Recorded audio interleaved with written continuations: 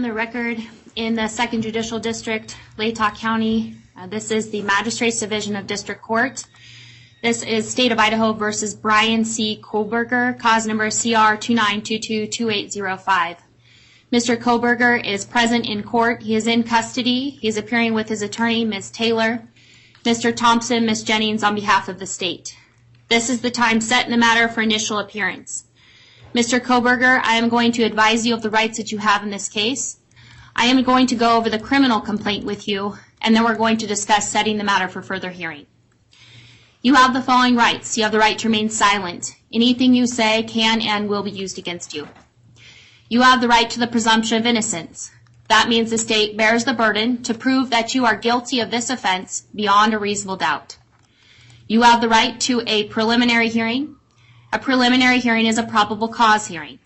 At that hearing, the state must establish that more likely than not, these felony offenses were committed, and you were the one that committed the felony offenses. You have a right to have that hearing within 14 days if you remain in custody. If you are bound over at that preliminary hearing to district court, if the court finds probable cause, you would be bound over to district court. And at that time, you can enter a plea of not guilty, and you can have a jury trial set within 6 months of your appearance in district court. At both your preliminary hearing and your jury trial, you have the right to confront and question any evidence or witnesses called against you. Call witnesses on your own behalf, and compel witnesses to be present and testify at the state's expense. You have the right to be represented by a lawyer. If you cannot afford one, one could be appointed to represent you based upon your financial need. You also have the right to appeal any conviction in your case. Do you understand these rights? Yes. I am now going to go over the criminal complaint with you. Count 1 of the criminal complaint charges you with the felony offense of burglary. It alleges that the defendant, Bryan C. Kohberger, on or about November 13th of 2022 in Latah County, State of Idaho, did unlawfully enter a residence located at 1122 King Road, Moscow, with the intent to commit the felony crime of murder, in violation of Idaho Code 18-1401 and 1403. The maximum penalty for that offense, if you plead guilty or are found guilty, is not less than 1 year in prison, no more than 10 years in prison, and or a $50,000 fine or both. Do you understand? Yes. Count 2 alleges that you committed the felony offense of murder in the first degree.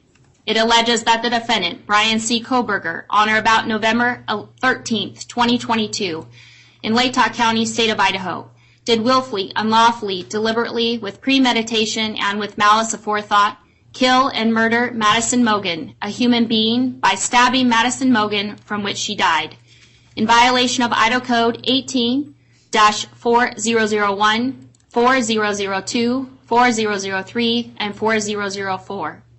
The maximum penalty for this offense, if you were to plead guilty or be found guilty, is death or imprisonment for life. Do you understand? Yes. Count 3 alleges that you committed the felony offense of murder in the first degree. It alleges that the defendant, Bryan C. Kohberger, on or about November 13th of 2022 in Latah County, State of Idaho, did willfully, unlawfully, deliberately, with premeditation, and with malice aforethought, kill and murder Kaylee Gonsalves, a human being, by stabbing Kaylee Gonsalves, from which she died, in violation of Idaho Code 18-4001, 4002, 4003, 4004. Again, the maximum penalty for that offense, if you plead guilty or are found guilty, is death and or imprisonment for life. Do you understand? Yes. Count 4 alleges that you committed the felony offense of murder in the first degree.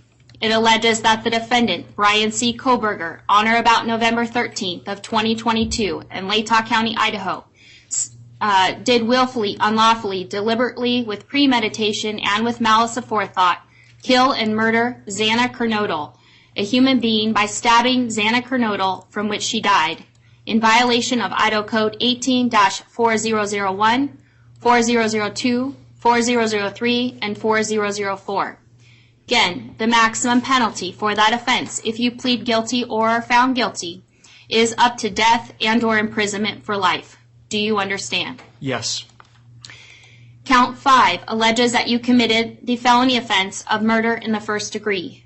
It alleges that the defendant, Bryan C. Kohberger, on or about November 13th of 2022 in Latah County, state of Idaho, did willfully, unlawfully, deliberately, with premeditation, and with malice aforethought, kill and murder Ethan Chapin, a human being, by stabbing Ethan Chapin, from which he died, in violation of Idaho Codes 18-4001, 4002, 4003, and 4004.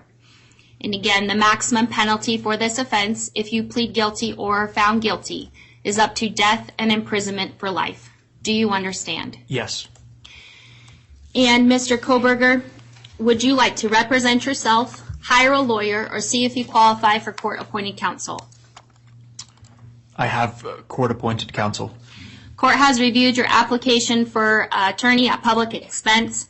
I do find that you are indigent and do qualify for court-appointed counsel. I will appoint Ms. Taylor to represent you in this case.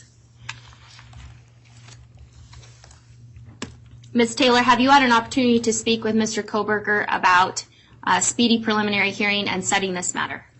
Your Honor, I have. We would ask the court to set a status hearing in a week or two to make the final determination. Okay. And Mr. Thompson, Ms. Jennings, are you in agreement with that? That's fine with the state, Your Honor. Okay.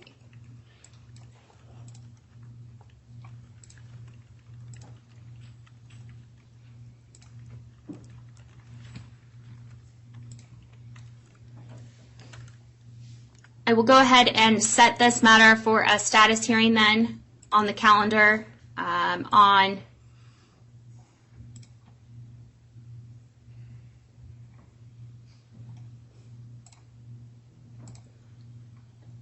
January 12th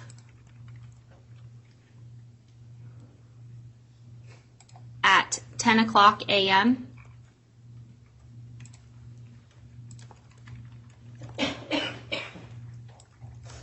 We will make sure notice is sent. And then, Ms. Taylor, do you wish to argue bail at this time? Your Honor, I would like to ask the court to consider setting a bond. Mr. Kohberger right now is on a no bond hold, but it's a limited request as I don't have enough information. We are new to the case. We haven't reviewed very much in the way of information about the case, and we have just begun our own work on the case. But we would want the court to know that Mr. Kohberger has a good family that stands behind him. And Mr. Thompson. Your Honor, the state's position is that Mr. Kohberger is not entitled to bond in this case due to the nature of the charges, as is noted on the arrest warrant itself.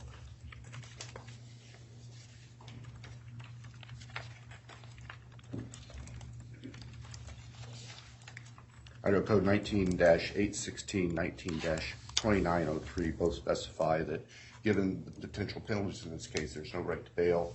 The defendant was arrested 3,000 miles away across the country, where his family is. We would ask that he remain in custody. No bail. At this point in time, pursuant to Idaho Criminal Law 46B and Idaho Code 19-816 and 2903, I am going to leave the bail set at this case as no bail at this point in time until I have additional or further information at a later date and time. So with that, then, Mr. Kohberger, you will be remanded into custody and remain in custody on the no bail pending further proceedings in this matter. Is there anything further in the case then for today, Mr. Thompson? Yes, Your Honor. The state is asking for no contact orders for various family members of the deceased and also for the two surviving roommates. I've spoken briefly with Ms. Taylor. She indicated there's no objection. Okay. Ms. Taylor, is that correct? That is correct, Your Honor. All right. So I will go ahead and issue those no contact orders. So I do have a no contact order then for the named individual of Dylan Mortensen, Bethany Funk, as well as the family members and of Mr. Chapin, the family members of Ms. Kernodle,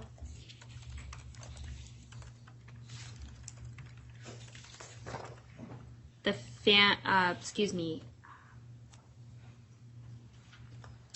I guess Mr. and Ms. Laramie, Mr. Mogan, Ms. Cheeley, and then a number of members of the Gonsalves family. Those specific names will certainly be provided to you, Mr. Kohberger, by way of being provided notice of these documents. You'll get a copy of these no contact orders. What you do need to be advised of, and what will be in this no contact order, is you are prohibited from having any contact with them whatsoever. You cannot contact them through third person, in writing, or by any electronic means. You cannot Facebook, Snapchat, Twitter, Instagram, use the phone to communicate with them, or otherwise any form of communication in direct or indirectly with them. You cannot engage in any conduct that would harass, stalk, threaten, use, attempt to use, or threaten to use any physical force or violence upon them, or place them in reasonable fear of bodily injury. You cannot go within or knowingly remain within 300 feet of their person or their home, workplace, or any other place where they might be. There are no exceptions to these orders, and if you do violate these orders, it is a new misdemeanor offense. It is punishable by up to a year in jail and or a $1,000 fine, or both. At this point in time, due to being in the magistrate's division here, at this juncture, I am going to issue the no contact orders for a period of 2 years, and then if it needs to be modified or changed by additional judge, it can be done so at that time. Is there anything further, Mr. Thompson? No, Your Honor, thank you. Okay. Anything further, Ms. Taylor? No, Your Honor, thank you. All right, thank you. We are adjourned.